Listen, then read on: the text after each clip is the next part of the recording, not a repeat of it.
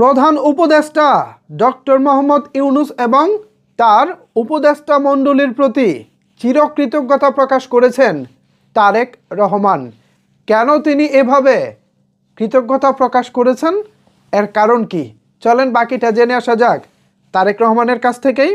Viewers, Tarique রহমানের এই বিষয়টি নিয়ে নিউজ করেছে যমুনা টেলিভিশন। এই নিউজ কার্ডে তারা সংক্ষেপে তারেক রহমানের কিছু বক্তব্য তুলে ধরেছে। আমিও আপনাদেরকে সেই বক্তব্যগুলো তুলে ধরতে চাই, তারপর এই বিষয়ে বিস্তারিত আলোচনা করব। ভিউয়ার্স, তারেক রহমান বলেছেন, আমরা অন্তর্বর্তীকালীন সরকার অধ্যাপক মোহাম্মদ ইউনূস এবং তার উপদেষ্টা পরিষদের প্রতি চিরকৃতজ্ঞ।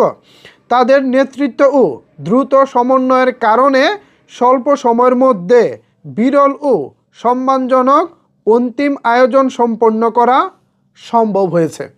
অর্থাৎ তারেক রহমানের মা বিএনপি চেয়ারপারসন বেগম খালেদা জিয়ার জানাজা এবং দাফন, এই যে আয়োজন, এই আয়োজনটাতে সত্যি প্রশংসার দাবি রেখে অন্তর্বর্তীকালীন সরকার এক কথায় কোনো প্রকার কোনো বিশৃঙ্খল ছাড়া, কোনো প্রকার কোনো ঝামেলা ছাড়া এত মানুষের একটা আয়োজন যেভাবে সরকার সম্পন্ন করেছেন, তাতে অবশ্যই ইউনূস সরকারকে ধন্যবাদ দিতেই হবে। এটা শুধু তারেক রহমান না, আমি মনে করি সমগ্র বিএনপি মিলেই ইউনূস সরকারকে এ বিষয়ে একটা ধন্যবাদ তারা দিতেই পারেন। পাশাপাশি আমরা যারা দেশের সাধারণ নাগরিক আছি, আমরা হয়তো বা অনেকে বিএনপি করি না, অনেকে হয়তো বা বিএনপির রাজনীতিক পছন্দ করি না, কিন্তু বেগম খালেদা জিয়াকে আমরা ঠিকই পছন্দ করি। আমরা বেগম খালেদা জিয়াকে দল মতের ঊর্ধ্বে রেখে আমরা তাকে সম্মান করি। সেই সম্মানের জায়গাতেই খালেদা জিয়ার জানাজায় কিন্তু আমরা প্রচুর মানুষের সমাগম দেখেছি। তো এই যে এত এত মানুষ, ঢাকা শহর, পুরো ঢাকা শহরই যেন খালেদা জিয়ার জানাজার দিন একটা জানাজার ময়দান হয়ে গিয়েছিল।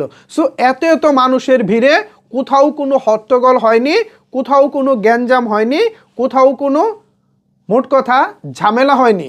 ঝামেলাবিহীন একটা অনুষ্ঠান আয়োজন করা এটা একটা টাফ বিষয় ছিল, অথচ সেটাকেও খুব সুন্দরভাবে স্মুথলি হ্যান্ডেল করেছেন অন্তর্বর্তীকালীন সরকার। দারুণ লাগলো ব্যাপারটা। আর এই কারণেই জনাব তারেক রহমান সাহেব ইউনূস সরকার এবং তার উপদেষ্টা মণ্ডলীর প্রতি চিরকৃতজ্ঞতা প্রকাশ করেছেন।